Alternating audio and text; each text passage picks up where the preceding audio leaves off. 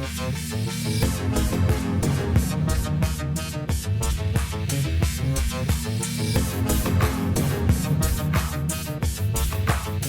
Sciforror Film Podcast.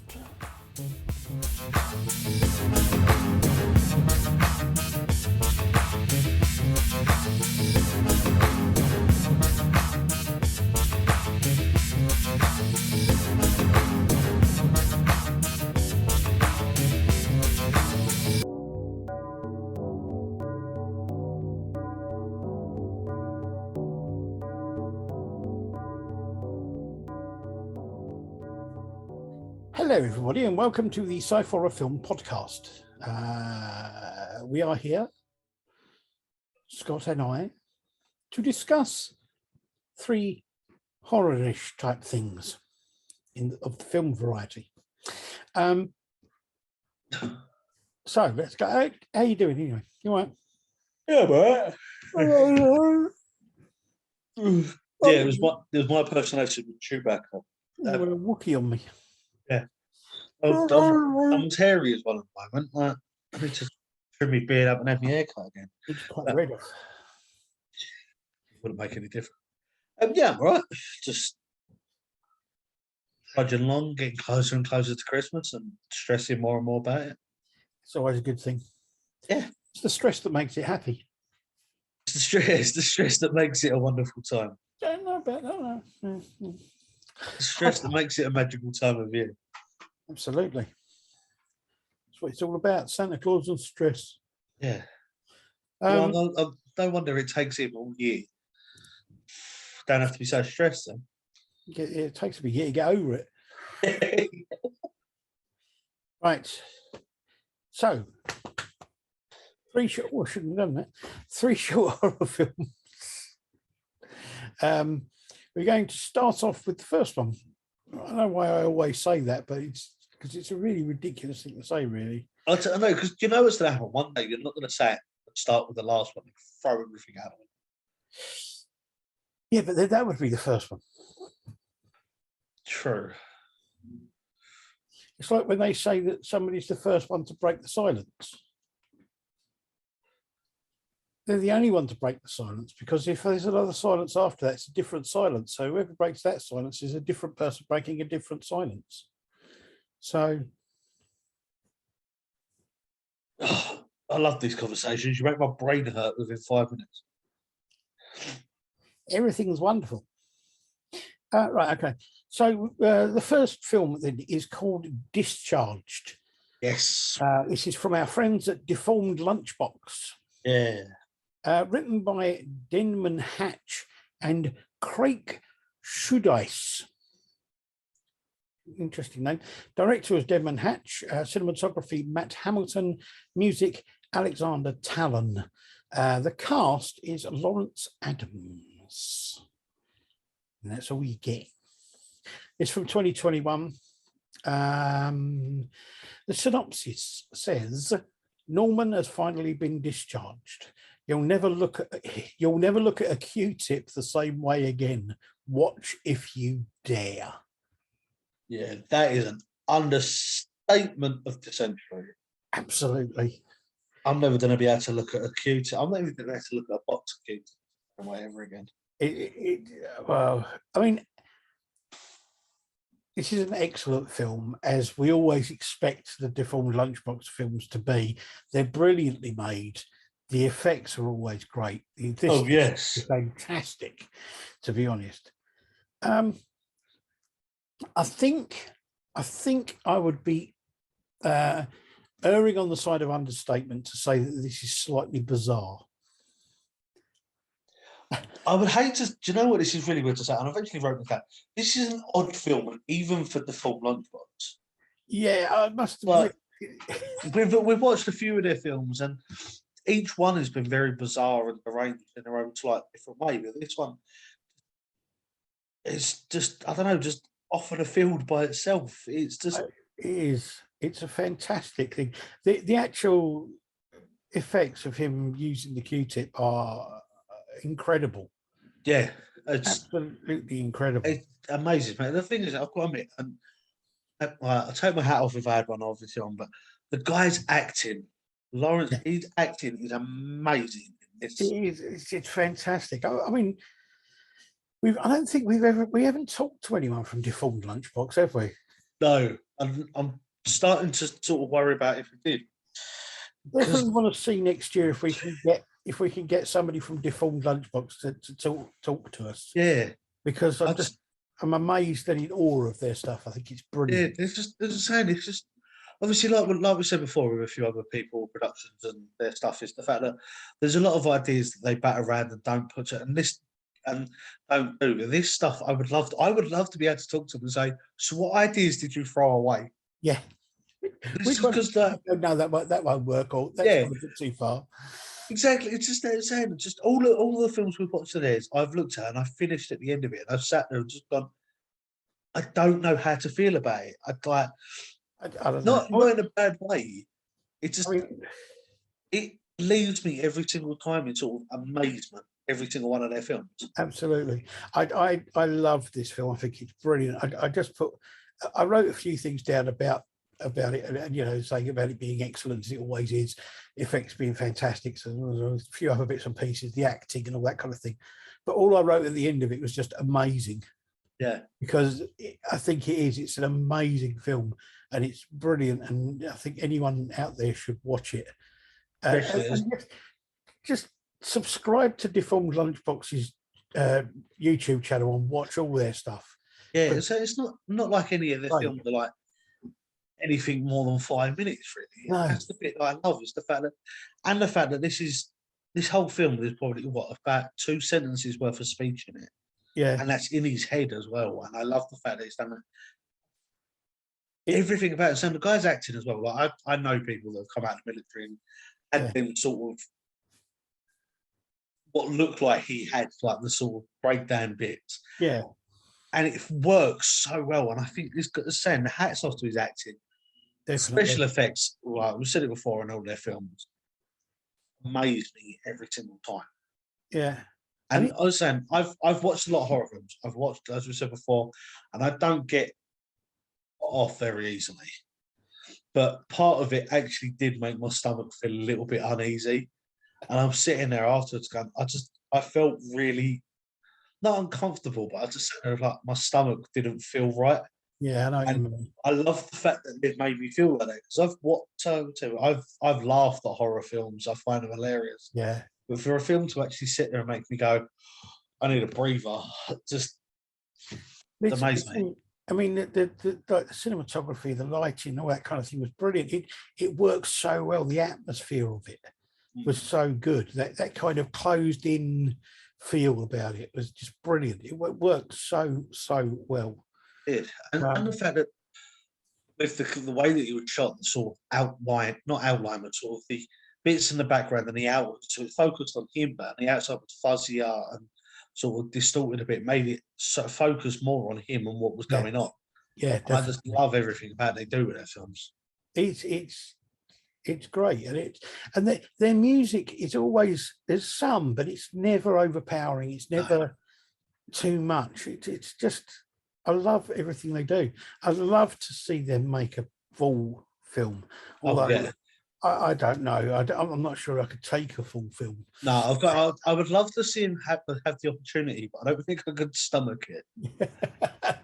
And I don't mean that in a bad way. It's just No, like to the point where, like saying with this, I sat. This is 2.5 minutes long, and I sat there about halfway through it, and I could feel my stomach churning because it was just like this is a lot to yeah, take in. And with all of their films, they've done it, and I would love to see them have that opportunity. absolutely, absolutely. Well, there you go. So, Discharged would definitely recommend that as a film to watch. Um, Lovely film, but don't watch it just after you've had Christmas dinner. Oh, hello, George. See, this is the thing that I love as well about And the the film cat. lunchbox. Yeah, the film lunchbox films. It's the fact that they can take because a lot of their stuff is just like one word films. They're like Yeah, obviously you got toast, obviously make the sandwiches different. yeah. It's just the fact that a lot of them you wouldn't automatically assume that it is a horror film from the title. No, no. I It's must admit that it's yeah. No, I love it. I love that film. Okay. The second film is another old friend of ours. This is a film called Slasher from 2021 again, Social House Films, directed and edited by Aaron Fradkin. We've done a few of his films before as well. The cast, Victoria Fratz, Wes Overby, Nicholas R. Camp and Aaron Fradkin, and the music, as always, by the fantastically named Robot Disco Puma. Yeah. I want to meet these guys. And the synopsis for this film is exactly the same as the synopsis for about 3 of their other films, which is there's something in the other room. Yeah. It does almost sort of seem like they've run out of ideas of how to explain things. Yeah, well, it kind of covers everything, doesn't it, really? Yeah. So, yes, I thought this was really good, as they always are, their films. The idea of it being this kind of almost like possessed virtual reality game is yeah. I loved it because obviously I've played a bit of VR, like the virtual reality stuff, and I know how disorientating them games are anyway. Yeah, how much they can throw what you think is the most normalist thing completely out of the window. Absolutely. Then add a horror aspect into it. It's a really well thought out film, the way it's done. And I wrote down a thing and I said, there's always something in the other room, but they're all done so differently. Yeah. That's what I love. I will say, and we've had this a few times in Social House films, the fact that they love adding little comic effects into it. Yeah. Now, I loved obviously the comic effect they had on it when the first bit was just to pick out, open the drawer, and there is a severed hand in it, and the hand puns. Yeah. Yes. But again, it's amazing acting, great camera work, lighting and sound in it. What I love the editing on it. Yes. Of obviously the bloke jumping in and out, and the fact that when it was done, the pixelation random people, I think very well done. The glitches in the game, that was really well done. And the acting as well, because it's so hard to act virtual reality thing without actually being in it. The strange thing is, the one thing I wrote down right at the end more than anything for this is I want the game. Yeah. See, I sat there for a minute afterwards and I was like, is it bad that I want to play it? Yeah. And it's mad. But again, I like that aspect because it was sort of, even the graphics on that, the way it was done, I thought was. But yeah, I sat there afterwards and was like, I really want to play. I want to see what happened, what the other levels are like. Journey never makes it to level 2. Yeah. And I sat there after just like, so how many levels are there? Do they get worse or easier or what? Yeah, no, I know. After, like, I don't think that's what I should have taken away from the film. What I find interesting about Aaron Fradkin's films and also the Deformed Lunchbox films is they seem to pack so much into such a short space of time. Yeah. You watch the films, you wouldn't know they were as short as they are. No, so this is what 7.5 minutes long, and I genuinely had to look at the timer a few times on this because I was like, it's got to be longer. Yeah. I got to the end of the film and I sat there and I was like, that couldn't have been under 10 minutes. No, I mean, I seriously would have said it was about 15 to 20 minutes long. Yeah. No, saying the amount of detail and energy they put into their films.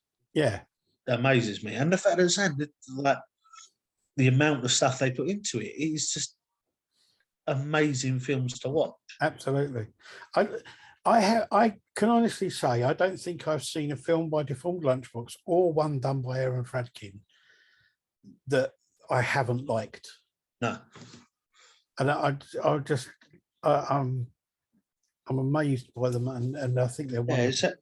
He's another person that I would love to see have the opportunity to make a longer or even bigger budget film.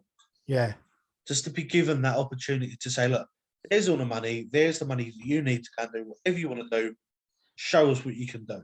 Yeah, absolutely. To have that, and I would love to. I would love to see what a feature-length film of his would be, and what he could do with a pretty much maxed out budget.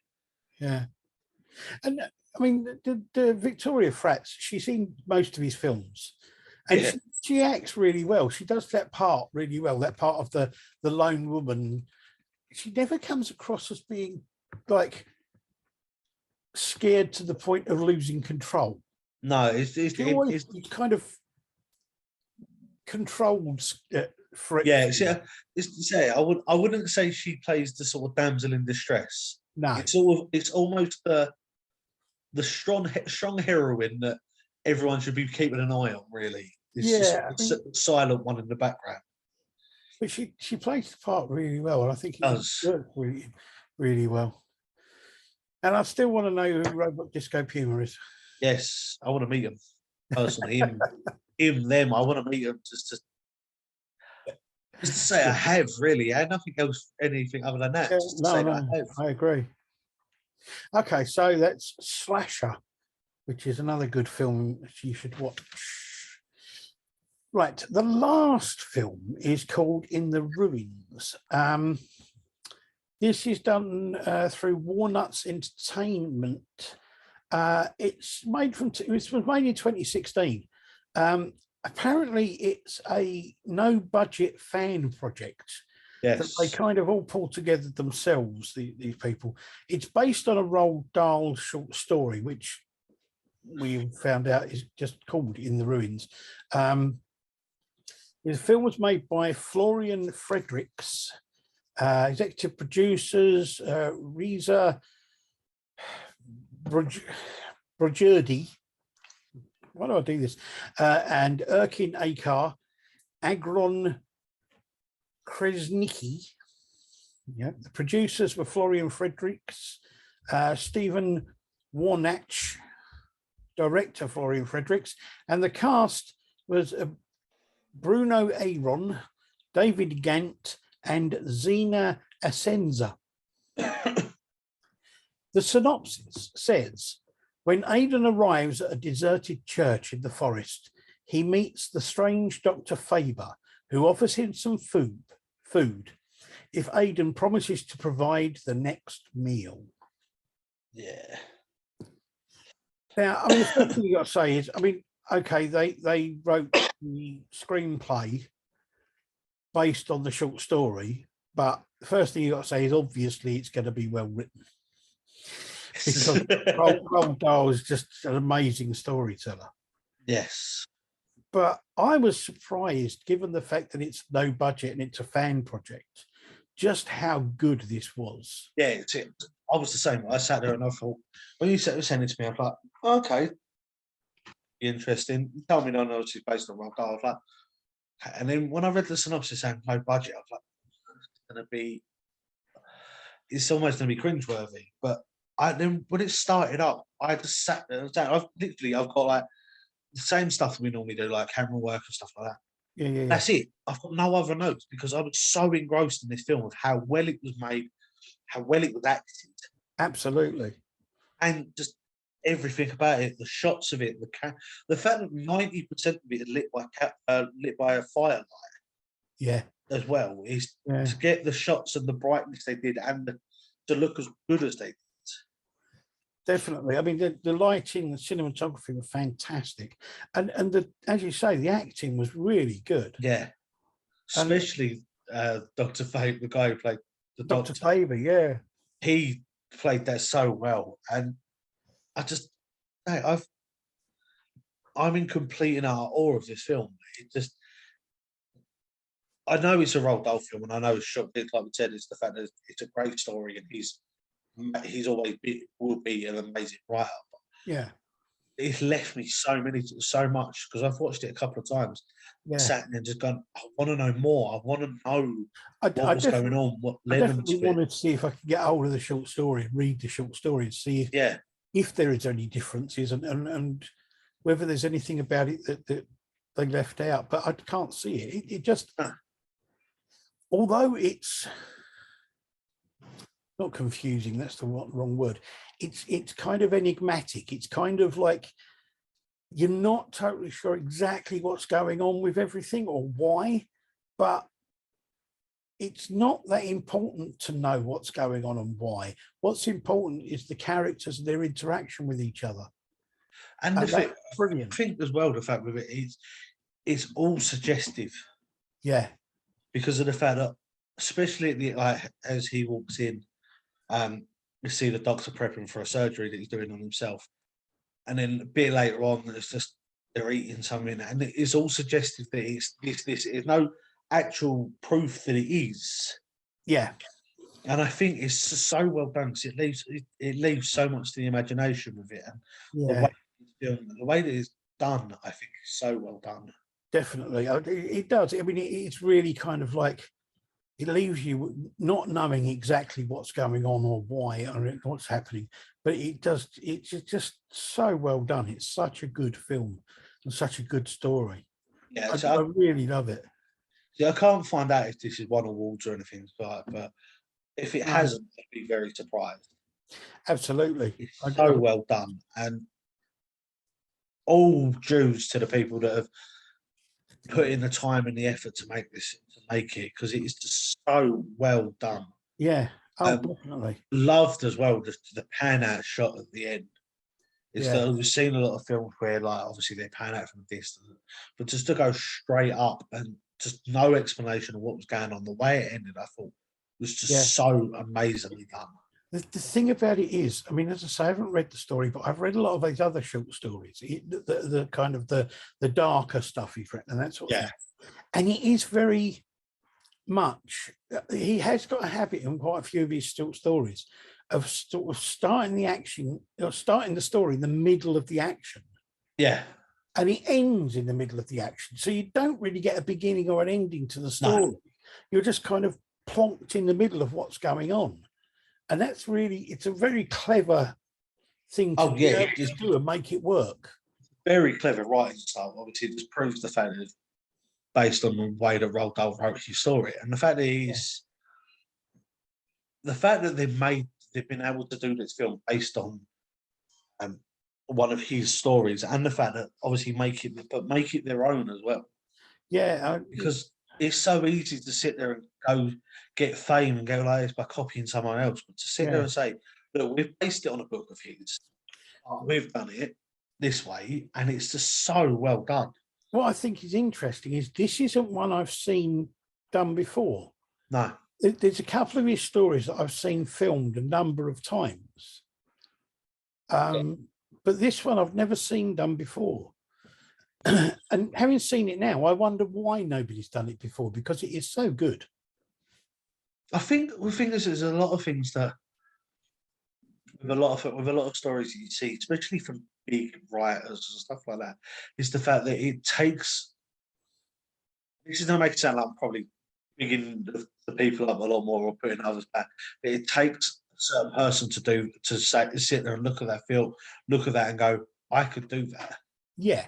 No, yeah, I think especially when it comes to Roald Dahl films or stories. I've seen feature-length films of his. Yeah. But I've looked at having done things and I've gone, that doesn't do it homage. No. But I mean, it's funny because like with short stories, there's one short story that I've seen 3 different versions of. And it's a good idea, but this story is, to me, this story is so much better. Yeah. Because it just has so much more intrigue about it. I think that's another thing as well, is the fact that if he's, I don't know, I'm going by what I've seen of other films, it's the fact that you see one film done a certain way, see it big, hyped up, and everyone love it. So you then other people sort of try and copy that way because they know it works. But to sit there and go, oh yeah, we've got this film over here, we know it's going to work, but I don't want to do that. I'm going to go and do something that might not work, but if it does, I can see that. But I think it's excellent, and I would recommend all 3 of these films to anyone. I mean, the first 2 just go without saying, because I would recommend anything by those people to anyone. But this one, I would recommend just on the basis that it's just such a good film. I've subscribed to Warner's Entertainment and stuff like that, just their stuff, just to look at their other stuff that they're to do and what they're to come out with. And I'm personally going to keep an eye on stuff they do. If they can do this, then I'd love to see what they could do with a budget or anything like that. As I said, this was just them chipping in and doing it. It's not like they had like someone put money towards it. No, that's right. So yes, so all the people out there in listening land or watching land or wherever you are, Disneyland, Land of Narnia, Land of Nod, Disneyland. That'd be weird if they were playing this in Disneyland. Yeah, it would be a bit. Anyway, so we've got 3 films there. The first one, Discharged, the film Lunchbox, Slasher, Social House Films, Aaron Fradkin, and In the Ruins from Walnuts Entertainment. Go and look at them. Go and watch them. Give them a watch and let us know what you think. I definitely suggest as well for anyone that's listening, haven't watched any of the film Lunchbox or Social House Films, other stuff, go and look at their back catalogue. Absolutely. Go and look at all their stuff. If you can't, not being funny, if you like horror films and you can't find something in any of their portfolios or something you like, probably shouldn't be watching horror films because they've got every one of their videos. They've got something for someone. I think that's the best way to describe their videos. Is the fact that it's just they're aimed at such a big audience. It is. And it is done so well, and everyone, all of their comments I've seen on it, there's not a bad word said against them. No. And I don't know whether or not that's just because they're deleting all the bad ones or what. But that's a possibility. But the fact that obviously you want to keep some of them bad ones in because of the fact that people go, hang on a minute, I want to see if they're right or prove them wrong. But I haven't seen any. And I think they're so well done, their films. And I'm going to keep an eye on Warner Entertainment stuff because I like the way they've done that one. Cool. Yes, definitely. Right. So there you go. We have one more ordinary program left. 3 science fiction-y films, and then the Christmas special. Do you know what? I don't know what I'm dreading more: the fact it's Christmas or our Christmas special and the films. They could be good. It could be, but hey, very much.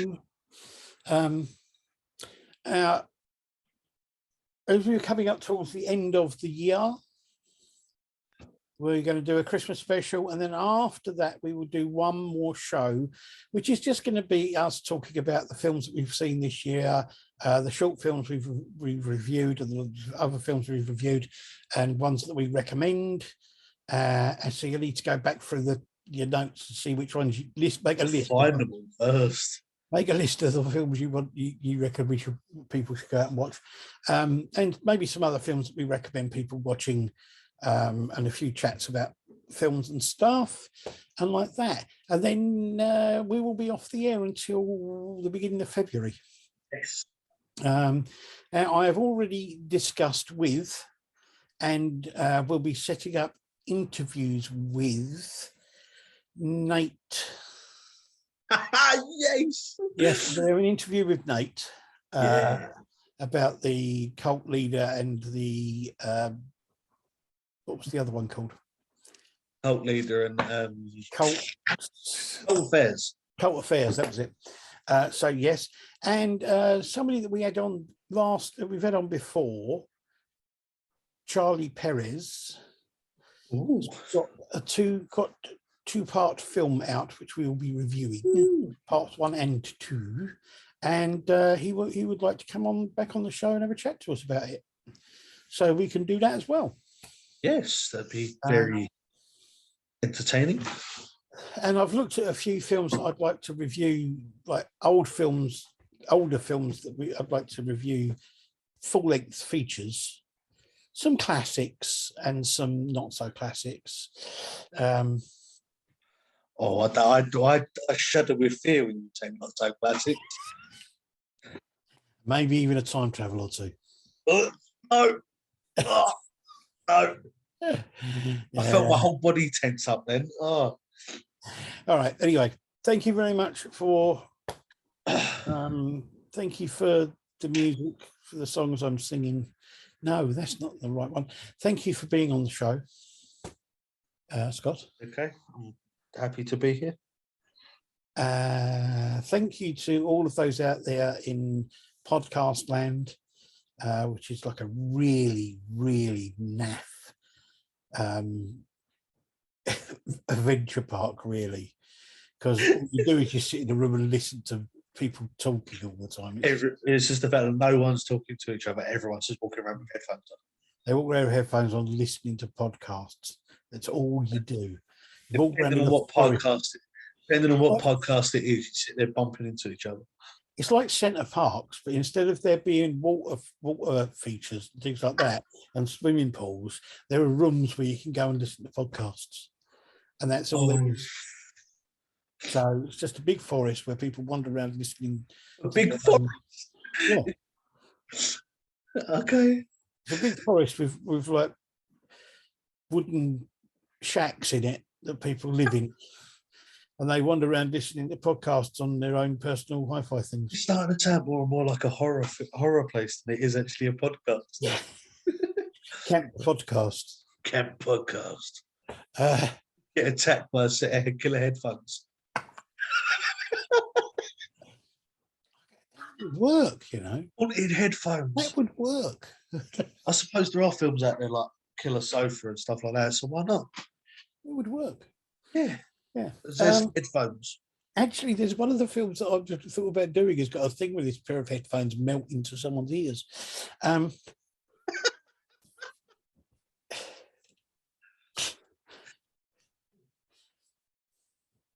Oh, wow. Anyway, right. So, on that note, we will end. Thank you very much to anyone who's listened, and thank you, Nate. And I do know, actually, I have been told we have got another listener. I do know who it is. Ooh, yes, it's actually a friend of mine called Bob. But actually, I'm quite happy with the fact that he told me the other day he's listening because I was getting a bit worried. Hi, Bob. He's in a fan club. We've got a fan club. Yeah. Fan club of one. Well, I suppose a fan club of none. It reminds me of Mad Magazine. Mad Magazine used to have a thing printed on the front of it. It's number one in a field of one. Exactly. We're a number one in a field of possibilities of negative people. Yeah. Anyway. So thank you very much and all that kind of thing, and we will see you again next week. Yes. You'll see us again next week. Let's not get into all that again. It's just semantics or something. But the fact you probably corrected me and then confused yourself. And at the moment, all I've got is vibrations from a cat cleaned itself through the back of my neck, which isn't really conducive to anything, very much of anything. You know what I'm talking Judging about? by some of the stories of stuff you told me that happened in the past, but that's quite normal, isn't it? You know what I'm talking about? No, I've watched Godzilla versus Kong the other day. Oh yeah. Yeah. Okay. Basically, it's a rehash of an old WrestleMania. Oh yeah, I remember. I saw your rant your description of it on Facebook. Yes. Yes, I mean it is basically. You know, it's I'm not going to be able to watch it now though, because that's all I'm going to think of. Well, it is. I mean, it's just Kong's laying there. Godzilla attacks him, thinks he's killed him, so he buggers off, and then he has a big fight. They have a big fight in Tokyo because obviously Godzilla calls Kong out basically, and then he thinks he's killed Kong again because Kong's basically laying there dying.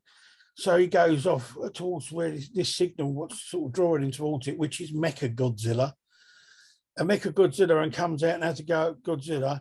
this little girl who's managed to teach King Kong sign language. They managed to restart his heart by blowing up a spaceship on him. Yeah. She tells him that Godzilla isn't his enemy because of the fact that, so Mechagodzilla is the enemy, not Godzilla. So they both team up and double team Mechagodzilla and tear him apart.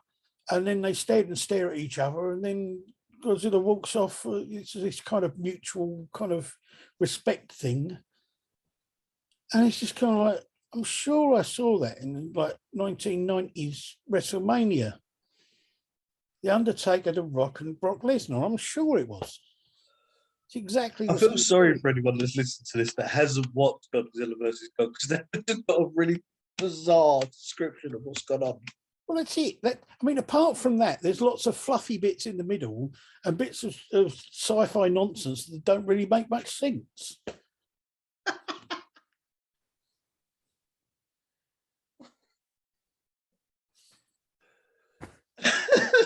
Maybe it's just me. Possibly. Anyway, enough of that. I'm going to go and watch. I'm going to go and watch Prisoners of the Lost Universe again. See if it makes sense this time. Well, no, it makes more sense than anything else I've watched recently. What? Cat's put his paw on my shoulder now. I'm going to go and I'm going to go and try and put myself to sleep. So I'm going to go and watch Humanoid to the Deep. That won't make you sleep. No, it won't actually. Probably just end up winding me up again. But yes, here we go. Right. Thank you very much, everybody. And we will see you again soon and everything like that and all that kind of stuff. Bye. Bye.